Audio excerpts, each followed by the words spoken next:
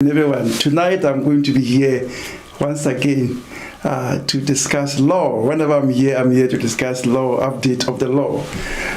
For the past few weeks, I've not been to this studio, and so I'm so thrilled to be here tonight.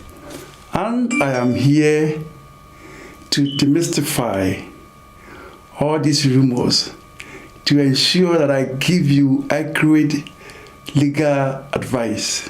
I always say that I am not a pharmacist to give you prescription.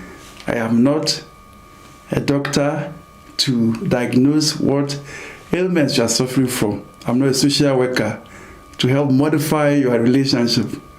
But I know the law. So I'm here to share my knowledge with you. And as I do always, I want to entreat you to share the links with your friends, share it with a family member, to share with a family member, so that everybody can benefit from this show. Tonight I'm looking at healthcare workers. I'm looking at about this red list countries which have been put on a red list. And all the rumors about some of the job codes having disappeared, and the fact that some applications are being refused, because there are so many things happening around this area. And this is the area that I cherish so much, because from the onset of this policy, after we have left the EU, I was here trumpeting this on this show, how people need to take advantage of the fact that if they are short of workers, there is opportunity for them to get licenses and recruit from abroad. And I'm glad to say that a lot of you have taken advantage of this, and your businesses are now booming. So tonight I am here, just as I do always, to ensure that I direct the path to the truth. So guys, share the link. Let family members be aware that CITI Law Solicitors, we are in this studio once again to share the legal update with you tonight. And tonight's topic, as you can see on the scrolling graphic, it is, can healthcare companies, organizations still recruit healthcare or social care personnel from countries on the red list? Most of these employers are terrified. I remember some of you who were even trying to dissipate your allocations before the 12th of April, because of the fact that people thought that they were not going to be able to recruit from some listed countries. I am here tonight to explain the intricacies to you. And by the end of this show, you'll be well aware of your right and know the truth from the myth. So please don't go away. I'm just going to go a short commercial break, and when I come back, in truth, I'm going to share the link to our followers, and if I want you to do the same.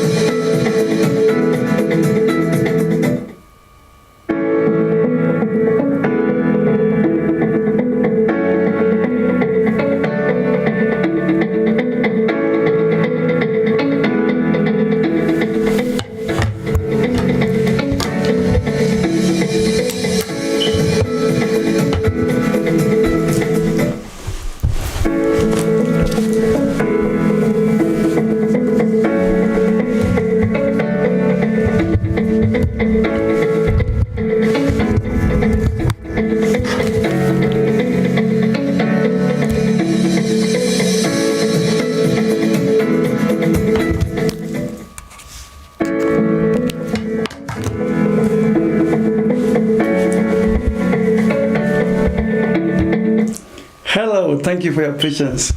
As I said from my intro, I'm going to be here for a very short while. I will take my time to gradually explain a lot of stuff that are happening and give you some update of the law. Tonight, as you can see from the screen graphic, the topic I'm going to discuss is whether or not healthcare organizations, including the NHS, are able to recruit workers from countries that are on the red list. Because on the 23rd of March, there was a policy that was issued by Home Office, and there is a lot of rumor out there that healthcare companies are no longer able to recruit from certain listed countries. And in fact, most African countries are on that red list. And I'm going to take my time to explain briefly why those countries are on that red list. And then eventually I'll explain the modalities, the procedures involved in whether or not organizations are still able to recruit and what sort of requirements they are mandated to fulfill in order to be able to recruit from those countries from on that red list. Now, if this is the first time that you have joined us here, we are here on Tuesdays and then Wednesdays. On Tuesday, I normally do this program in English, and then on Wednesday, the famous MC Chaka hosts this show, and then we'll discuss whatever I've been discussed here tonight in the Chi language. So I want to welcome all of you who have joined us for the first time, including those of you who are always here to partake in this show. This is where you can get all your legal updates. We discuss various areas of law, immigration, housing, employment law, civil litigation, personal and jurisdictional litigation. In fact, this is the hope that you can get all your legal updates. So tonight I'm going to just simply treat this topic that you can see on the board, on the scrolling graphic, and I will not take much of your time, but I want to entreat you to share because there is a lot of rumor out there. Now, so the starting point is that why is it that there are some countries that have been recorded on the red list? Now, this is recommendation from the World Health Organization that those countries, when you look at their parity, or if you look at their healthcare personnel to the population, then they have very low personnel, low number of personnel as a ratio to the population. And therefore, it is the case that if these countries have very low healthcare personnel or health and social care personnel, then the country population or the health of the indigenous or those people in those countries will be at risk if there is a brain drain or if health care workers are recruited from those countries to the UK. And therefore, by that policy, it was decided that those countries should be on the red list. And being on the red list means that there cannot be active recruitment. The word active is a very powerful word in this policy, and this is where the source of confusion emanates from. And it simply means that when we are discussing active recruitment from these countries, we are simply referring to the fact that healthcare organizations, including NHS, engage in activities of recruitment agencies, organizations that will actively campaign to recruit from these listed countries. And in fact, the countries are numerous. I cannot name all of them here, but I know to start with, Nigeria is on the list, Ghana is on the list, Cote d'Ivoire is on the list, Senegal is on the list, Guinea is on the list. But almost all the African countries are on there. And I've already explained why they are on there, because if you go to the Western countries, of course, if you were to go to France or Germany, they have a lot of healthcare personnel in terms of doctors, nurses, within the healthcare sector. And therefore, it simply means that these countries cannot be on a red list. So it is in the interest of the countries who are on the red list to protect their personnel from being recruited abroad. And it's for that reason why the World Health Organization has recommended that these sort of countries like Ghana, Nigeria, Senegal, and all these countries should be on the red list, so that the population health will not be at risk, because these personnel are required to be in those countries to provide their healthcare needs, an absence of which most of these people will suffer the consequence of not receiving medical treatment and all the associated challenges that comes with it. So does that mean that if a country is on the red list, then no single healthcare individual can be recruited from that country? And this is where a lot of people are confused. The answer is no. What it simply means is that healthcare personnel can still be recruited from these countries on a red list. However, the modality, the procedure of recruiting can be something that may be in breach of this policy if it is not done in a way that will be mainly involving conglomerate recruitment of healthcare personnel.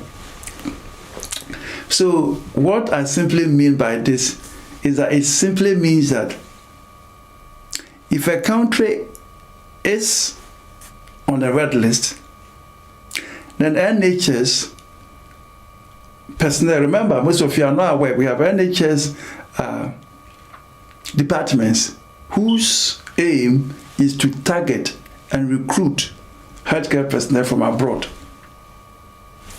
And what they simply do is that they go to those countries, they engage them, they elaborate on how they can be recruited and the sort of documents and qualifications that they require to be recruited into the NHS. The same apply to care companies in the healthcare sector who engage agencies, and those agencies still recruit on their behalf from abroad. Now, as I was coming here, I was issuing some certificate of sponsorship for some clients, and then when you go on the SMS, which is a system management system for issuing certificate of sponsorship to migrant, I was surprised that the sector or the section which asks whether you recruited or employed that particular migrant is still through an agency, is still there. So it means that those of you who are still managing your system management system and are not aware of some of these changes, if you were to go and select an option where agency has been involved, then automatically all those migrants are going to be refused. So the starting point is that people need to be aware of some of these things. But obviously, most of these healthcare companies in charge of their own management of their systems probably may not be cognizant of the fact that some of these changes somehow can affect people who are relying upon them to assist in issuing, for example, certificate of sponsorship on their behalf and eventually join them here to work for them. So that's one of the things I was surprised, because I was of the hope and expectation that by now I would have taken off, in the light of the fact that from 23rd of March, there is this policy that they cannot recruit through these agencies. But it's still on the system management system. I don't want to bore people with some of these technicalities. But the fact is that it simply means that, one, NHS and its organizations or affiliates cannot actively recruit either by themselves in these red list countries or through organizations and recruitment agencies. That cannot be done. So, if it is established that recruitment has been carried out through an agency or through NHS or whatever it is, then it means that that person who have benefited from the services of that agency, that recruitment agency, automatically is likely to be refused because it's going to be in breach of that policy. That's what I want people to take note of. So, most of you will probably be asking, so does that mean that you cannot then recruit from these areas, and is that the end of the recruitment of Africans and other migrants into this sector? No, it's not. The point here is that it is only when you are engaging a recruitment agency to recruit on your behalf that is not permissible if that person is coming from Nigeria, if that person is coming from Ghana, if that person is coming from Senegal, if that person is coming from all the countries that are listed on either the red or the amber. So you can't simply do that. However, even that, there are some governments who, despite this, may decide to sign an agreement with the United Kingdom on the basis that this afternoon someone came to my office and I was just trying to explain this policy. And he said, oh, but there are a lot of nurses who have been unemployed and for years they've not had the chance even to work. And therefore, he said, is it fair that these people can not travel abroad to provide the services? They've acquired the knowledge. The government doesn't have the means to employ them to provide this service to the populace. And then they are also on the red list because of that. They cannot be facilitated through recruitment to come to the UK to provide their services and earn a living. And he was quite bemused that such can happen or take place. But I did explain to him that there is nothing in law that forbids such a person from making application directly to the employer or the license holder in this country to come here and provide that service. There is nothing in law. So individuals are able to apply directly to these organizations, and on that basis, if they are successful, they will then be able to still obtain a visa and come and provide their services. What has been banned, as I've already explained, is organizations and recruitment companies actively engaging in recruiting these healthcare personnel who are on the red list. That is banned. And obviously, any organization that is involved may either have their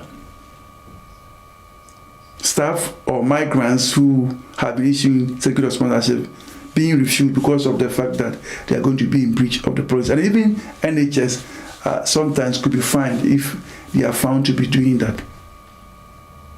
So it means that these agencies, who are more or less middle people, facilitating the recruitment of healthcare personnel, have been cut out. So this policy is not about that individual making an application on her own merit to be recruited directly through the license holder or the healthcare business or company who is in the UK. That is not banned. But on the other hand, if these countries who are on the red list, if their government, for example, I have just been told that they have a lot of nurses who have remained unemployed for years in Ghana. If Ghana so decides that they want to sign an agreement with the UK government, an agreement that they agree, despite the recommendation by the World Health Organization, they agree that these people can migrate because they have so many of them who have remained unemployed, then straight away they will move on to the amber, and it's likely that under those circumstances the recruitment organization can still operate in those countries, or they could be removed from the red list, and these recruitment companies can engage actively in the recruitment of these health and social care personnel in those countries. So one way of taking yourself out of the red list is by entering into an agreement with the UK government. But more importantly, it doesn't also mean that if an individual was to make an application to come to the UK as a healthcare personnel, he's not allowed to do that. It's only when that recruitment is being undertaken by a recruitment agency. That is the part that has changed. Let me take a few minutes to acknowledge those who are here. I have understood Kerry. I haven't been here for a while, so I can understand. I can understand. I have Levels Gilbert, say good evening, lawyer. Thank you for the insight. I have Akwasina Nachre and 5 others. Unfortunately, when I don't acknowledge, guys, if you are watching me tonight, you can just put a comment out there, and I'll be happy to acknowledge you. I have Desmond Bernia. He said, I'm watching you live. Thank you, lawyer, for the good job. Desmond, how are you? Oh, I have Aura Ekwa, who is also watching. I think it's Adrena. I hope you are doing very well. Right, so I've not been here for the past 3 weeks, and I understand why most of you may think that we are mixing the action, but hey, tonight I'm here. So as I'm taking my time to explain this, I don't want people to be alarmed. I don't want people to continue to wallow in some of these things because of the misinformation out there. And these of you who have license holders, there are a lot of updates that are going on. I can see most of applications being refused presently. For example, from the 12th of April, because of the minimum wage legislation, initially, staff, because it's a shortage area, could receive as low as £10, 10p an hour. This has now changed to £10.75. And those of you out there who have staff on your payroll, you must ensure that these changes are gradually taking place. And if you have issued certificate of sponsorship, you must make sure that you put sponsor notes, because most of these people are going to be refused. Last night, late in the night, those of you whom we manage your licenses, I was taking my time making sure putting all these notes there, because the saddest thing is somebody paying all this money and then getting the application refused. It's so sad. So these are some of the things that apart from the fact that there is a ban on international active recruitment, I've explained what it means. The minimum wage or the hourly rate has also changed. And remember that normally when you are issuing these sponsorship licenses to migrants, you have to ensure that you're paying them the correct wage. Sometimes I smile when people make applications for allocations and then they get rejected. And then they do it over and over again. Hey guys, that is why lawyers are here. This is what we are trained to do. So, in fact, all these changes, a lot of you are going to experience this rejection, refusal, and all that. So it's important that you take note of all this stuff, because otherwise, you have a package expecting staff to come in, and then they get refused, and then you have to then wait for weeks to get new allocation to, or if not months, to get new allocation to be able to recruit these people directly. Of course, agencies are no longer going to be able to operate. So if you are issuing certificate of sponsor, you have to ensure that where the section that covers agencies, you stay far away from it, because otherwise you end up getting all your staff being refused. So tonight, it's been privileged to have you here. Of course, tomorrow I'm going to take my time to discuss the same topic. MC Chaka is going to be here. We're going to have the 3 session. But before I do that, as I do always, I need to at least advertise our sponsor, which is CITI Law Solicitors. But hey guys, whilst I'm doing this, I'm going to put the phone lines out there. I know many of you may have questions. I have Janet Lariba, I have Nancy, Nancy Nkoli. Nancy, I hope you're doing very well. It's been a while. I have Sophia Asong. My name was not mentioned because you were the first person to come on the platform. So when I was mentioning names, I couldn't see your name. So I have Sophia Asong, who is also watching, and he's a great member of the show. I've highly favored Priscilla, who is also watching. Nancy is giving out love. Nancy, all love to you out there. Good. So it's amazing how some of these changes may drastically affect people who are not going to take notice of it. But that notwithstanding, that is why CITI Law Solicitors were here. And I'm going to use this privilege to explain what we do, and then I have Daniel, who is also watching. Great. So this program is proudly sponsored by CITI Law Solicitors. We specialize in numerous areas of law.